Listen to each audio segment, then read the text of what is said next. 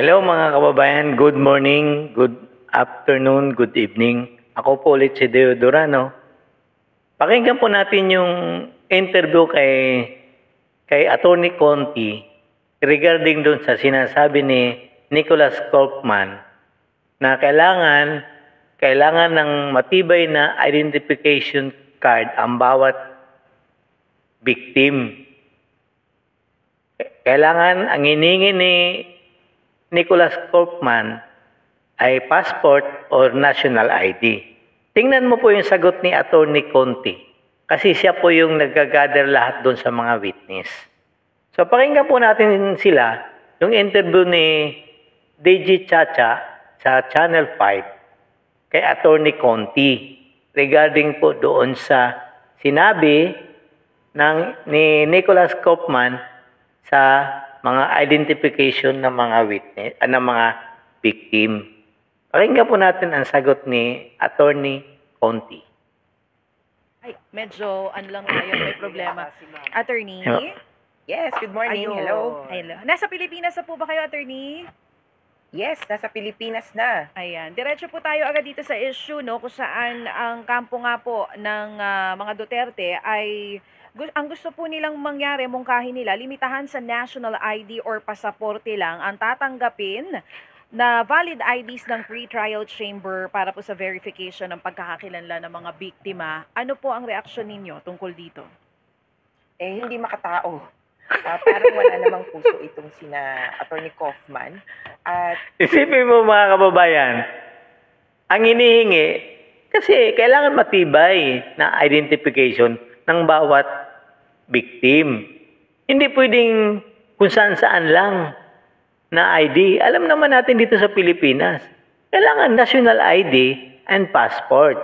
Yun lang po talaga ang o di kaya ay PhilPost. Yan yung yan talaga yung matitibay na ID. Hindi pwede yung, alam mo naman, dito sa atin, alam naman ninyo mga kababayan ng kalakaran dito sa atin. Diploma nga, napipake ID pa kaya? Kasi itong mga to, magaling ito sa mga fake, mga kababayan, ito sila. Kasi mga witness nila po yan eh. Ituloy po natin mga kababayan sa sinasabi ni Attorney Conti. kumbaga, lutang. Lutang daw. Sa Pilipinas. Parang hindi niya nga kilala kung sino yung mga mag-a-apply na biktima. Tandaan natin na sa loob ng Pilipinas, kilala natin na ang mga biktima yung mahihirap. Sabi nga namin, hindi naman to naging war on drugs, kundi massacre of the poor. At ang passport, sa totoo lang, para lang sa mayaman yan eh. Kasi, tamo, ang logic nito. Ang passport daw, para sa mayayaman. Ibig sabihin, yung mga OFW na nagtatrabaho ngayon sa ibang bansa, mayayaman yun? Bakit kung mayayaman sila? Bakit pa sila nag-abroad, mga kababayan? Yung logic nitong taong ito, hindi rin nag-iisip to para din tong si Claire Castro. Basta lang, kung maibuka yung bibig, yun na. Hindi ba iniisip kung tama ba itong sinasabi ko? Saan ka makakita? Ako may passport ako. Mayaman ako? Ha? Bakit ganun ang logic nito? Ang mayaman lang ba ang maka-afford ng passport? Ha? Ibig sabihin, lahat ng OFW na may hawak ng passport ngayon, mayaman. Tuloy po natin siya mga kababayan sa kanyang kahibangan. kailangan mo ng passport para makalipad ng ang karamihan sa mga naging biktima, ang sinasabi ko, hindi lang naman ID at naugyot na hanggang... Hindi nga kasi, ma'am, dapat handa ka dyan. Kasi ang sinasabi ninyo, beyond 2016. Di ba po? So, kailangan po talaga natin yung makita yung original na pagkakailanlan ng mga biktima. Hindi lang kung saan-saan yung isubo ninyong mga ID. Malay ba natin kung sila ba yung sinusubo mo? Hindi po pwede yan. Ma'am, pinag-uusapan dito, katarungan. Katarungan ng biktima at katarungan ni Pangulong Duterte. So, kailangan po i-balance yan. Hindi naman pwedeng yung ibibigay mo lang na ebidensya ang pakikinggan ng ICC. Kaya nga po pa yung mga abogado yan. Hindi naman pwede kung ano lang yung gusto mong i-presenta, yun lang ang pwede mong ipresenta. Siyempre, kukontrahin ng abogado ng kakabila yan. Paano mo mapapatunayan na sila pa talaga yan? Sige nga po. Sinasabi nyo, 1,000, 43 pa lang yung pinag-uusapan natin ngayon. Doon sa ICC. ID pa lang, nagre-reklamo ka na. Sige nga, tuloy natin kaibangan ito. Hindi pa tuloy-tuloy yung pagpoproseso nito. Sa unang listahan na binigay ng Victims Participation and Representation.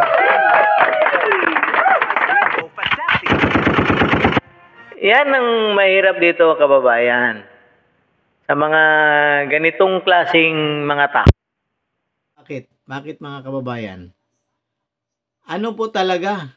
Iba po talagang utak nito. Kasi makakaliwang grupo nga ito, mga kababayan eh. Hindi ito basta-basta silang grupo.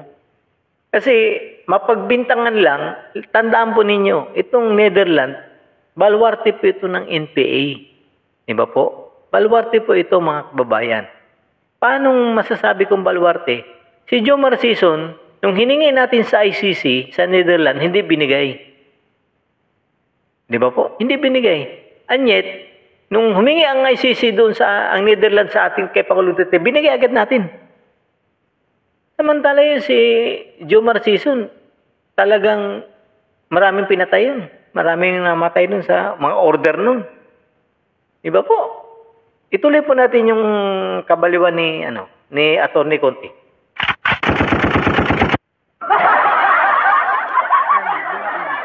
Ano talaga for pre-trial chamber, ano lang ang requirement para para makalahok po sila?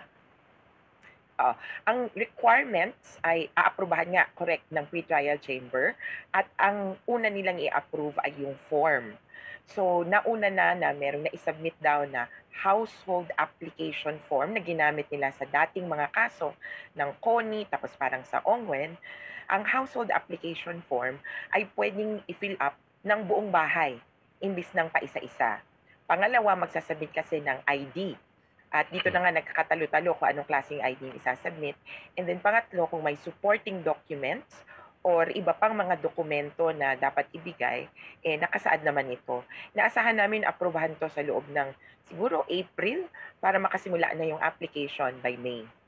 So, kung sakali, Attorney Conti, kung hindi itong mga IDs na to ang ipepresenta syempre ng mga pamilya po no, ng biktima, anong ID po available ang po pwede kaya nilang maipresenta? At kung sakali man napayagan ito ng pre-trial chamber, may ugnayan na po ba kayo dito sa Philippine government kung posibleng mabigyan halimbawa ng pasaporte at national ID agad itong pamilya ng mga biktima? Naku, alam nyo, una sa lahat, hindi kami dun sa gagawa ka pa ng extra effort. Ang sabi namin, dapat ma-mirror kung ano ba yung sitwasyon sa ngayon. Kailangan kilalanin niya ng korte at tiwala kami dahil sila ay victim-friendly court na pakikinggan nila kami. Ang sabi namin... Kasi mga kababayan, ganitong gawain talaga ng mga kakaliwang grupo. Pa-victim sila, magmamakaawa sila doon. Hindi na nila, ang gusto nila, sila lang ang pakikinggan ng korte, ng ICC. May karapatan din po si Pangulong Duterte na humingi ng iba. Hindi kami pwede tatanggap ng ganyang klaseng identification. Kung saan-saan na lang napulot yan. Alam natin ito. Isipin mo na nga naman, ito, sample lang ito. 2 na pinresenta nila doon na yung anak namatay sa panahon ni Pangulong Marcos, ni BBM. At yung isa, buhay, pinatay na nila. Di ba po? Tapos maniniwala ka rito kay Atty. Conti na lahat ng ID na nyo, legit? Kaya nga humingi sila ng talagang ID na ID talaga, passport o national ID. Kung malakas talaga kayo sa gobyerno, total naman, kakampi naman kayo ni BBM, di makakakuha kayo national ID. Ang tanong, magmamatch ba yan doon? Tuloy lang po natin yung kaibangan ni Atty. Conti, mga kababayan. Ano bang ID na karamitan na hawak ng tao? Yung parang maximum na o yung karamihan? UMID. Kasi nandiyan yung SSS, nandiyan yung PhilHealth. Pwede din yung paisa-isang ID ng SSS, PhilHealth, Pag-ibig. Pwede din barangay ID. Pwede din local government ID. Doon sa mga Hello ma'am, abogada ka, you know better. Siyempre kukontrahin ng kabilang panig yan. Hindi kami tatanggap ng ganyan. Nasa korte ngayon yan ang desisyon. Hindi ikaw ang magdidesisyon. Hindi ikaw ang magmamakaawa. Paano nila makukuha ang timbangan? Tingnan mo naman yung logo ng ICC, timbangan. Alangan, side mo lang ang pakikinggan. Huwag ka naman magtanga-tangahan dyan, Attorney Conti. Abogado ka. Alam mo kung paano timbangin yung batas. Ang gusto mo lang, kayo lang ang pakikinggan. Tuloy po natin yung kaibangan ni Attorney Conti, mga kababayan. eskwela kasi pwedeng itrato yung mga anak na biktima ng pagkamatay ng kanilang mga magulang. Pwedeng hawak na natin. At sabi nga namin, yung ultimo, birth certificate dapat available na. Kaya lang, medyo sa Pilipinas, ang hirap.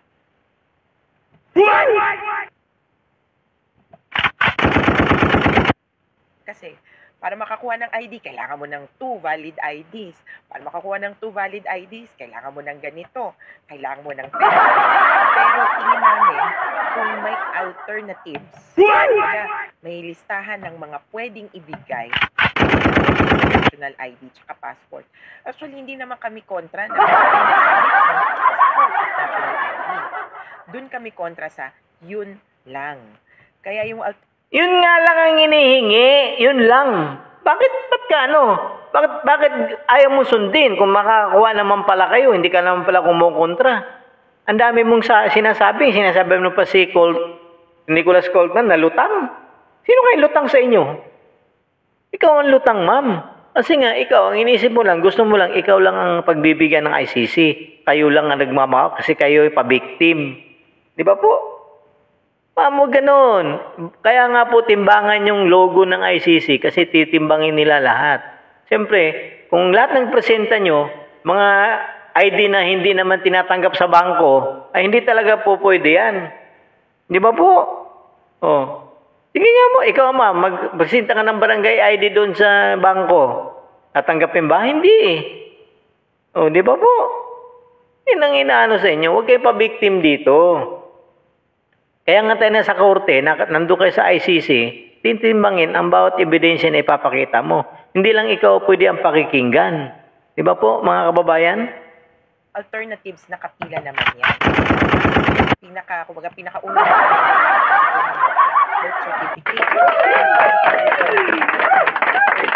Na Pilipino na wala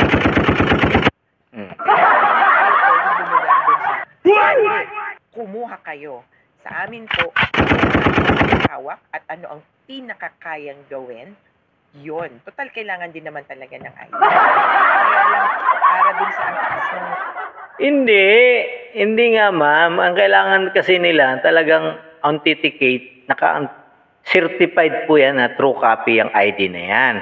Na talagang sa kanila yan. Hindi pwede yung kasi nga po, huwag mong sabihin pang mayaman lang yung passport, huwag kang aanga-anga dyan. Kasi ma'am, hindi naman lahat na may hawak ng passport mayaman. Kaya nga yung may mga OFW nag-a-abroad kasi gusto kong kumita ng pera. Kung sasabihin mo, may hawak ng passport mayaman? Ano ka? Anong klase kang abogado? Passport, mahihirapan yan, lalo na yung karamihan sa mga biktima. Pero, attorney, mga kababayan, sobra talaga itong natural po, titimbangin po talaga yan. Yun ang nire-request ni Kaufman. Talagang po yan. Kasi kailangan po, totoo po yung mga identification ng mga biktima. Alam naman natin kalakaran dito sa Pilipinas. Di ba po? Alam po natin yan. Huwag na tayo magmaang-maangan. Kaya nga, matalino itong ID pa nga lang, soplak na si Atty. Conti. Hindi pa pinag-usapan mismo yung biktima dyan. ID pa lang. Reklamo na agad siya. Pangmayaman daw ang passport. Ma'am, sa'yo ko lang narinig yan. Di sana yung mga OFW hindi na nag-abroad yan kasi may mga passport na sila. Mga kababayan, hanggang dito na lang po muna ako. Ako po ulit si Deo Durano. Magandang umaga, magandang tanghali, magandang gabi po sa inyong lahat. Don't forget po to subscribe Deo Durano TV 2.0 and Facebook page Deo Durano 2.0 po. Don't forget to like, subscribe, and share my video. Don't forget po, PDP Laban. Vote straight po tayo.